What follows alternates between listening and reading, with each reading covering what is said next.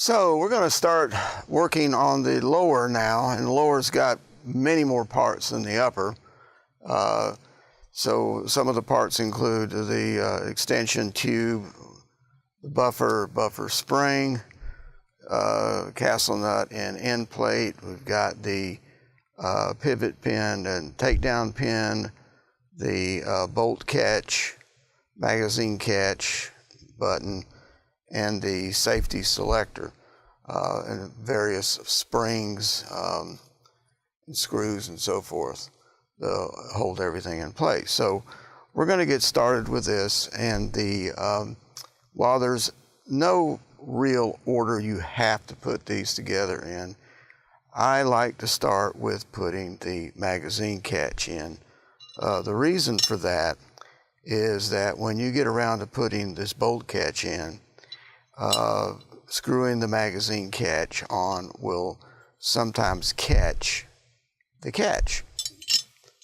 We'll hit that and it just gets in the way. So I set that aside for later, but honestly, after you've put that part in, it really doesn't matter. You can go ahead and do the pivot and takedown pins first if you like. Well, you can't really do the takedown pin because on this particular lower you can, because it has a place for a set screw there that you can actually put the spring and detent in there, then screw this set screw in there and not worry about it falling off. But since the end plate that I'm using has the same thing, it provides a set screw as well so you can actually put the spring in after you've put everything in place. I'm just going to wait and see on that one. We'll see.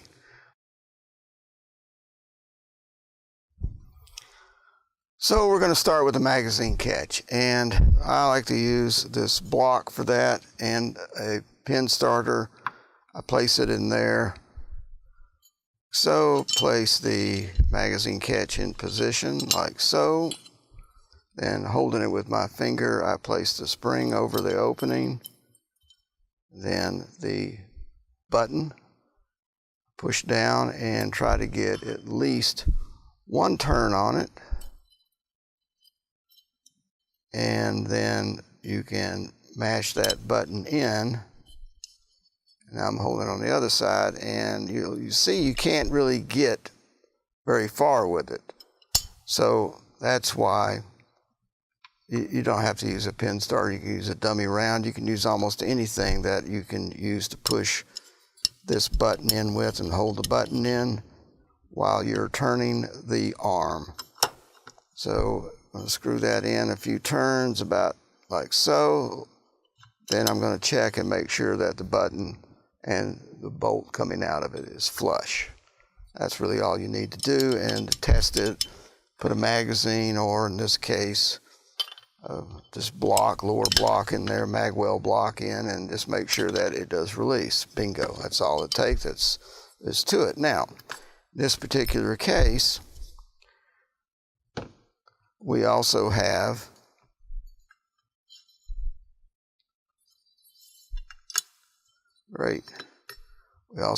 this extended paddle we're going to attach, and that goes on there, and the screws for this have Loctite pre-applied, so all we got to do is drop them in place.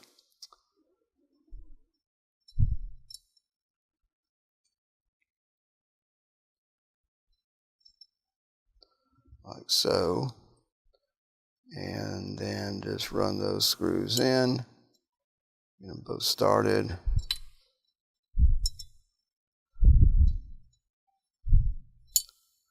Like so, check the fit, and go ahead and snug them down. And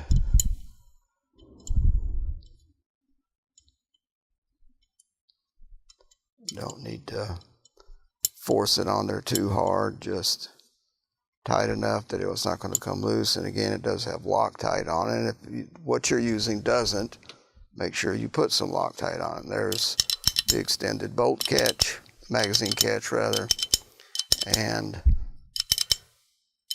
You can see it's going to get in the way of the firing pin, so we're probably going to have to take it off when we put the trigger in, but that's later.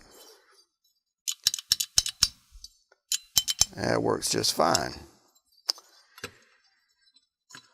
So the next item we want to put on here is we'll go ahead and put the bolt catch on there, since I kept calling the mag catch a bolt catch. Now typically these are put in with a roll pin, but again on this particular lower, it uses a set screw pin that goes in on from this side, and there's no hole to remove a roll pin on the other side, so you have to use it. So we're going to use that, but we have to use the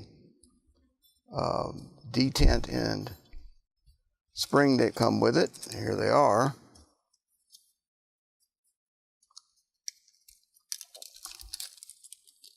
We'll go ahead and get those parts out of there, and we're not going to use the roll pin, so we're just going to set it aside, and we'll drop the spring in there. Then we'll put the detent. Always want to check, make sure it works easily.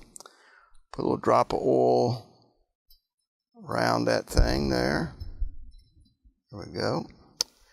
And then we're going to put a little oil on this pivot point, a little on this side and some inside of it, just to make sure we don't have any issues with movement and everything. And then we're going to set it down in there, take our pin, and as soon as we get the hole aligned, we're going to drop that in there.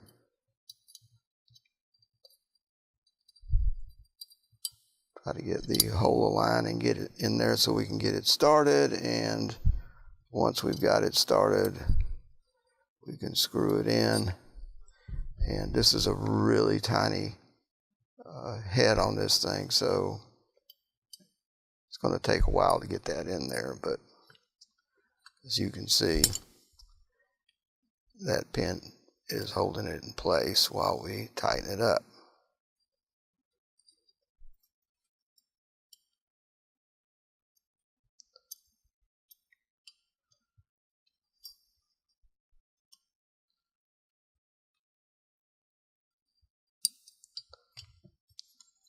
Check the function of it. Seems to work. Looks pretty nice.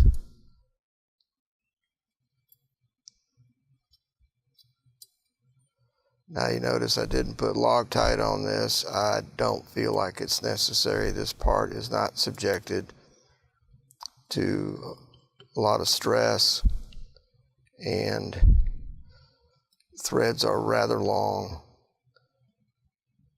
If you want to use Loctite, you can use Loctite, and certainly if we experience any issues with this, we'll come back and put some Loctite on it, but I just don't feel it's necessary.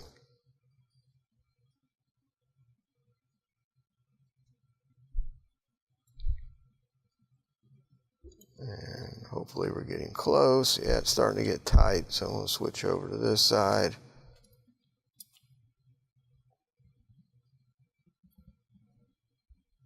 And snug that up like so, and that should be it.